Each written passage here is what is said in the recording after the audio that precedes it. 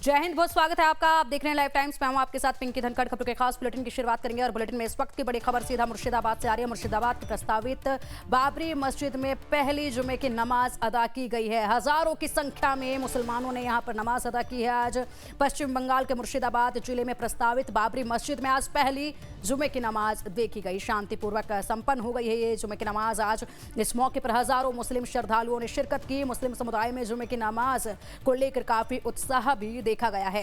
नमाज के दौरान और उसके बाद स्थल पर भारी भीड़ मौजूद नजर आई। स्थानीय प्रशासन ने सुरक्षा व्यवस्था के व्यापक इंतजाम किए हुए थे, जिसके चलते पूरा कार्यक्रम बिना किसी बाधा के संपन्न हुआ। पश्चिम बंगाल में अगले साल होने वाले विधानसभा चुनाव से पहले इस घटना को अल्पसंख्यक राजनीति में एक नए मोड़ के रूप में देखा जा रहा है। राजनीतिक एक्सपर्ट्स का मानना है कि पहली जुमे की नमाज का सफल आयोजन आगामी राजनीतिक माहौल को प्रभावित कर सकता है। 6 दिसंबर को बाबरी विध्वंस की बरसी के मौके पर टीएमसी से निलंबित हुमायूं कबीर ने बाबरी मस्जिद की नींव डाली। 6 दिसंबर को भी दावा किया गया था कि 2 लाख से ज्यादा मुस्लिम इस मौके पर इकट्ठा हुए।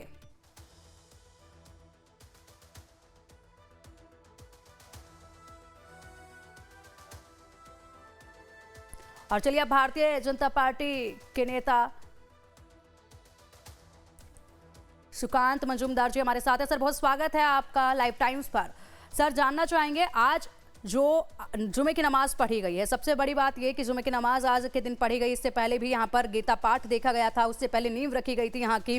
उस वक्त भी थोड़ा सा तनाव का माहौल था। लगातार यहाँ पर आरोप प्रत्यारोप का सिलसिला, बयानबाजी आ रही है। उस बीच बड़ी बात है ये कि बेहद ही शांतिपूर्ण ढंग से ये जुमे की नमाज जो है पूरी कर ली गई और काफी भीड़ भी नजर आई। क्या कहेंगे इस पर? चुनाव को लेकर क्या कैसे देखते हैं आप इसे? देखिए, कौन कहाँ पे नमाज पढ़ेगा इसमें तो हमारी कहने की बात नहीं है, जहाँ मर्जी पढ़े। लेकिन विषय ये है कि मस्जिद बनाना भी आप चाहे तो जहाँ आपका जमीन है आप मस्जिद बनाइए, कौन मना कर रहा है। लेकिन हमारी आपत्ति पहले से ही बाबर नाम पे है, क्योंकि बाबर इस देश का नहीं था, इस देश का मूलभूत आदमी नहीं था, यहाँ के ओरिजिन नहीं थे, बाहर से आए थे। और हिंदुओं के ऊपर और मुसलमानों के ऊपर भी कुछ हद तक, ज्यादातर हिंदुओं के मंदिर तोड़े गए वो उनके द्वारा, हिंदुओं को मारा गया, काटा गया। तो ऐसे व्यक्ति के नाम से मस्जिद नहीं बननी चाहिए, ये हमारी राय है। और जिस तरीके से हुमायूं कबीर एक अशांति फैलाने की कोशिश कर रहे हैं, उस अशांति के आगे आने वाले समय में फिर से एक बार देश को बंटवारे की तरफ ले जाने की कोशिश इनके द्वारा हो रही है। मुझे लगता है कि सारे लोग मिलकर इनको रोकने का काम बंगाल की जनता करेंगे। बिल्कुल। और आने वाले चुनाव को साफ तौर पर जोड़कर देखा जा रहा है। फरवरी के वक्त पर भी यहाँ पर लाखों लोगों के इकट्ठा होने के लिए कहा गया है कि लाखों लोग यहाँ पर इकट्ठा होंगे, उसके बाद नमाज अदा की जाएगी, उसके बाद उनके लिए खाने का भी बंदोबस्त जो है वो किया जाएगा। लगातार ये बयान भी सामने आ रहे हैं। और जिस तरीके से नींव रखी गई, उसके बाद यहाँ भगवत गीता का पाठ किया गया था, उसके बाद अब ये जुम्मे की नमाज, और फिर फरवरी के लिए भी पहले ऐलान हो चुका है।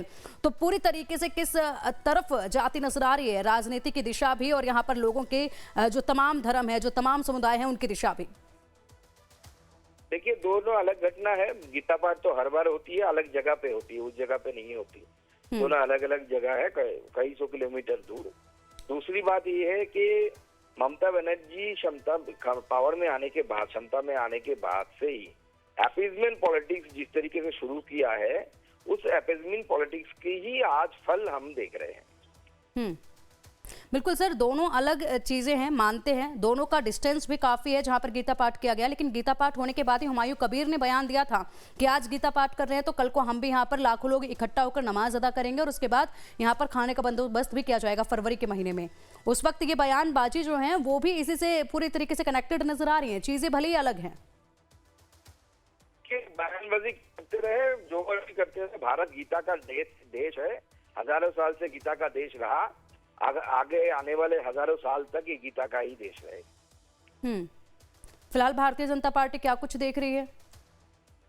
भारतीय जनता पार्टी अपनी पॉलिटिक्स का काम करेगा। भारतीय जनता पार्टी का काम ना गीता पाठ कराना है ना दूसरा है। भारतीय जनता पार्टी के नेता गीता पाठ के अनुष्ठान में पार्टिसिपेट करते हैं एज ए कॉमन हिंदू। हम बाकी लोगों के साथ हम पार्टिसिपेट करते हैं। हम तो सबको बोलते हैं, हुमायूं कबीर को भी बोला था आ जाओ गीता पाठ कर लो, अपनी पूर्वज की गीता पढ़ लो, क्या जाता है। 1000 साल पहले तो हुमायूं कबीर के जो पूर्वज थे वो तो गीता पाठ ही करते थे। ठीक है सर, बहुत बहुत शुक्रिया सर आपका लाइफ टाइम्स के साथ जुड़ने के लिए।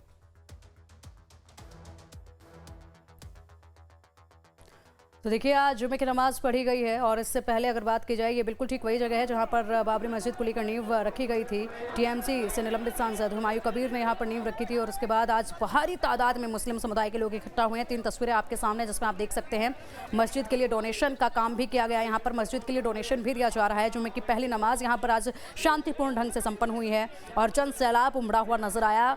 मुस्लिम समुदाय के लोग जो हैं वो भारी तादाद में यहाँ इकट्ठा हुए थे और भारी पुलिस बल जो है वो भी तैनात नजर आया था। हुमायूं कबीर ने ये कहा था कि जुमे की नमाज पढ़ी जाएगी, लेकिन इसी के साथ उन्होंने ये भी कहा था कि फरवरी में कई लाख लोग यहाँ पर इकट्ठा होंगे। लेकिन ये पहले ही जुमे की नमाज यहाँ पढ़ी गई नींव रखने के बाद और अभी से काफ़ी तादाद में लोग जो है वो नजर आ रहे हैं। फरवरी का ऐलान उन्होंने पहले से ही किया हुआ है। सीधे तौर पर ये जुमे की नमाज, जिस तरीके से बाबरी मस्जिद को नाम का ऐलान करके नींव रखी जा रही है, ये जो तमाम चीज़ें हैं ये कहीं ना कहीं इस बार पश्चिम बंगाल के चुनाव पर काफ़ी कुछ गहरा असर जो है डालने वाले हैं, क्योंकि चुनाव से संबंधित इसको देखा जा रहा है। हालांकि टीएमसी ने भले ही अपने सांसद को यहाँ पर इस ऐलान के बाद निलंबित कर दिया हो, लेकिन उसके बावजूद वो रुके नहीं और एक के बाद एक अपने कदमों को इस तरफ आगे बढ़ा रहे हैं। उनकी तरफ से कहा गया है कि इस मस्जिद का जो निर्माण कार्य है वो फरवरी के महीने से शुरू हो जाएगा।